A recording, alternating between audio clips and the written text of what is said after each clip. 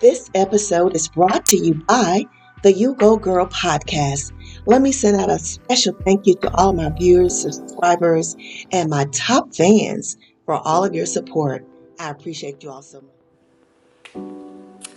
Welcome back to the channel. Welcome back, everybody. Thank you for tuning in today. And I have a short video for you today. I want to share with you all how to limit disappointments in your life. How I have learned how to limit the disappointments in my life. And I'm going to give you 5 ways that I've put into practice and things that I've learned to limit my disappointments. And if you're interested in this video, please keep watching. Good morning, everybody. Welcome back to the channel. It is a rainy, you probably can't see it, but a rainy Saturday morning. But I love these times of the mornings.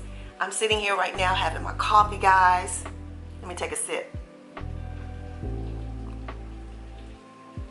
Enjoying this rainy weather. And I wanted to share with you all a video that I think will be beneficial for you, that will help you in your healing journey, in your walk of finding your peace and your happiness and your joy in your life. I want to share with you how I limit disappointments in my life. I'm a person who consistently get hurt by things that happen in my life by way of maybe other people or just things that happen. And I was just like, girl, you're so sensitive. I am a very sensitive person. And my heart is just big and I care about everything and I can get disappointed. And I was just like, I can't keep subjecting myself to constant disappointments that hit me very, very hard. Because we do know in life we're going to have disappointments. But when you learn the art of balancing how you react to those disappointments, you can limit the effect of those disappointments in your life. So today, I'm going to give you 5 ways that I've learned how to limit those disappointments. I'm sitting here, guys. It's morning. Not looking my best, but, going to take my robe off because I'm getting a little warm. I just got up, got me some coffee, and thought I'd jump on really quick. So the first thing I'm going to tell you about limiting disappointments in your life, and I wrote down my 5. These are my 5 top, and there's more than this, but these are my top 5. The number one thing, and it's not in any particular order, but the number one thing I'm going to share with you is do not strive for perfection. Oftentimes, our biggest disappointments come because we want to be perfect. We put so many expectations on ourselves to do everything perfectly. And when we have one little thing messed up, we get so disappointed. Think about the holiday times when we're cooking, we're planning for those days that we're going to be entertaining, or maybe company are coming in, family members, friends are coming in, and you want your house to be just perfect. You want everything in the house to be, just very, very well organized. And something happens. Maybe the sink is leaking, or maybe something happens, and let's just come up with anything. Something happens, maybe the food that you prepared turned out a little too salty, or just something, and we will just have a whole meltdown because things are not perfect. And one of the things I learned in that sometimes when you're trying to be perfect, things come off very unauthentic. You know what I'm saying? It doesn't seem real. I find that some of the most beautiful moments is in those imperfect moments. When you go to a home and it's not all well put together all the time, that it shows signs of living, that people are there and that people are enjoying life. Everything don't always have to be here in this little neat place and not moved an inch here or inch there, or that pillow is not perfectly situated on the sofa. Stop striving to be perfect and realize that, life is not about perfection. It's about living and enjoying the moments. You do the best you can to create that space or that life that you want to be thriving and happy and full of peace. But realize that nobody accomplished perfection. So we need to stop doing that. The second thing that I'm going to say is that understand that mistakes will happen.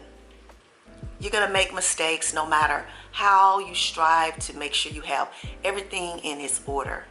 You know, sometimes we can plan and plan and plan, and still things happen. You know, the other day, I was about to leave to go to work, and I have an assistant that works with me in human resources, and he had taken off like 3 days. So I knew today had to be a day that I was on time. Now, I'm usually very on time. I'm always there before anybody. I think I'm the first person who opens the office, I will say 98.9% of the time. So this particular day, I was like, I gotta make sure that I'm on time because no one will be there to open the office. Guys, I went out and started my car up, and it just did like this. And I'm thinking, that's not what I'm hearing. Now, mind you, this was the day after Thanksgiving, because on Thanksgiving, I went to my daughter's and had a great time. And I remember leaving, and when I tried to start my car up, it hesitated just a little bit. And I was like, hope nothing's going on. It's just a fleeting thought that went through my mind. So I kept trying, and then the car wouldn't start. So I had to call my boss and say, I'm not going to be there this morning to open the office. I should have checked my car the day before when I had that fleeting thought, but I didn't. And it was my battery. So I had to find someone. First of all, it was 6:30 in the morning. So after all the calls, I couldn't find anybody right away. So I found a friend of mine. He lives way out across town, probably about 25-30 minutes away, to come and give me a jump so that I could get my car and go to a place to buy a battery, which they did not open to 8 o'clock. So knowing that I had to be at work by 7:30, I was super late. So I was able to get me a battery. Make a long story short, got to work about 9 o'clock. And that was just a mistake. That was a mistake that I made from not thinking to go ahead and check it the day before when I first had that little thought that something was going on. And it just threw my whole day off because I was thinking, oh my goodness, I'm not going to be there on time. But things happen. Mistakes happen every day. Gonna happen until the day you leave here. And we get so caught up in our emotions and just beating ourselves up for thinking that we did not do or pre-plan for this, and not realizing that sometimes things happen that's totally out of our control. So remember that. Understand that mistakes are going to happen and that you cannot prevent them all of the time. And that you just have to learn the art of working through them. The third thing I'm going to say is stop having expectations of the people in your life, whether it's your friends or your family. Stop having expectations of them. One of the things I do more than anything is that sometimes I think I expect people to think like I do, or to live by my standards or my values or my morals. And that's just not life. We got to stop feeling that, everything is going to operate on the way we think and how we are in the world. And one of my daughters constantly reminds me, Mom, everybody's not you. Everybody don't think like you. And I hear her voice every time I am getting disappointed because one of my friends or one of my family members let me down. Because I'm expecting them to operate on the same moral value system that I work on and think on. And that's just not it. And it doesn't make it right, wrong, or indifferent, because my standards, my morals, and my values could be totally different from someone else. They may think different. They may not feel like they should do certain things that I feel like we should do. And that's life. But I constantly get disappointed when my friends let me down, when they tell me they're going to do something and they don't. And I sit and wait all day. Or when my family members tell me, they're going to do something, or they come and they take advantage of something that I have, and then I'm expecting them to return this favor in my time of need, and I get a no. Or in the situation with my car, you can't reach anybody to be able to help you because they're figuring that you always got things together and you couldn't possibly need them. But, one of the things that I realized is that when you are a person that is considered to be like a strong person in the family, people don't think that you have problems and that things happen to you. So it does. It does. We may be able to be a little bit more savvy and figure things out, working through things, but sometimes it would be a beautiful thing to be able to lean on some of those people and say, in my time of need, I got you. But that's having expectations that just sometimes is unrealistic. So I think when you learn how to not expect things from people, that it will limit disappointments because you're expecting them to show up in your life the way you show up in theirs. And that was a hard lesson for me, guys, because I think the way that I am and the way I believe and the way I prioritize people in my life is not often the same way people prioritize me. And then I have to look at the dynamics of relationships. Like my best friend, she's married. So her first priority is her family, her husband. She has a spouse. I don't have a spouse. So I can't have the expectations that she will be available for me at any time. Now, some people may say, yeah, that's your best friend. She should be. But when you look at it from a realistic standpoint, when it comes to family dynamics, her husband is first. And that's just life. And I learned that I can't have those expectations of her to be able to go when I go, do the things that I do. And not that I would even expect her to, but I'm like, a lot of times when I have these spontaneous thoughts of doing things, my first thought would be to call her to do these things. And I realized that I can't have those expectations. And even in my family dynamics, a lot of times when I am going through a problem or I need some help from my family, I'm running, I'm going. But sometimes when I don't receive that same thought, that's my sister, that's my daughter, that's my cousin, that I can't expect that they're gonna jump up and say, hey, I got you. And when you learn not to have expectations and just go with the flow, don't take it personal.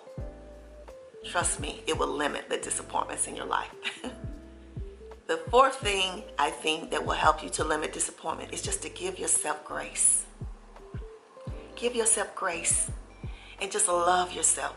God gives us grace because all the things that we do in our life, He could just write us off. Give yourself grace for just being human and just settle down. Don't pick yourself apart. Don't beat yourself up. And just realize that in life, things happen and that you're doing the best that you can. And if you wake up every day with that thought process that I am doing the best that I can, and if you really are doing the best that you can, give yourself grace. Give yourself grace. If you do something that's just totally absurd, give yourself grace. I think that's one of the things that we struggle with. We give other people in our life grace. Give it back to yourself. And the fifth thing and final thing, and certainly not the last thing that I'm going to share with you, is just to know that tomorrow will come. It's going to be a brand new day to get up and to make some differences in life, some changes in life, or to start over. Always know that when you swing your legs on the side of that bed, or better yet, when you open those eyes and realize that you woke up the next day, it's a brand new day, brand new opportunity to make some differences. If you need to go and apologize to someone, go ahead and do that. If you need to get up and start over a project or something that you were trying the day before, it's a brand new day. Whatever it is, you have a new day to make a difference than you had the day before. If you try one of all of these practices, trust me, it will help you to limit the disappointments that you receive in life. I'm learning grace for myself. I'm learning not to have expectations of the other people. I realize tomorrow is a brand new day for me to try over. I'm not perfect, but I try my best to live a life that I want to bring me peace and joy have a healthy spirit, healthy mind, healthy body, and that's all we can do. So thank you all for listening today. And if you are new to the channel, let me say welcome. I appreciate you for coming in this beautiful day, rainy as it is here. But thank you for being here. I hope that you have heard something today that will inspire you enough that you want to know more, and you'll go ahead and click that subscribe button right now. And if you are a returning viewer, visitor, my subscribers, ride or dies, bestie, girlfriends, thank you all so much for returning. And I hope you have a wonderful day. And I will see you all in the next video. Remember, I love you. Peace. And have a wonderful day. Bye for now.